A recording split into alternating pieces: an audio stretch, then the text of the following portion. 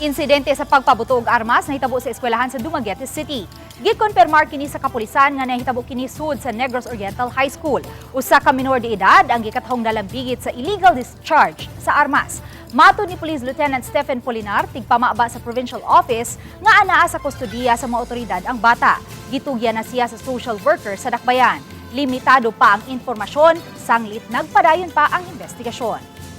What we want to know is kung unsa gud anong nagresulta gud ni nga ani nga mapakita po ani nga mga kani nga kabatanunan sir. Ang initial gud nato sir is to secure the minor and also secure the people. Samtang sa official statement sa Negros Oriental High School, ilang gihimakak nga adunay nagpabuto sulod sa ilang eskwelahan. Giimbestigahan na sa tagduma sa eskwelahan ang impormasyon nga adunay estudyante nga nagdala og armas. Sila nanawagan sa mga nagpakatag sa misinformation nga hunungon na kini aron di mo create og panic.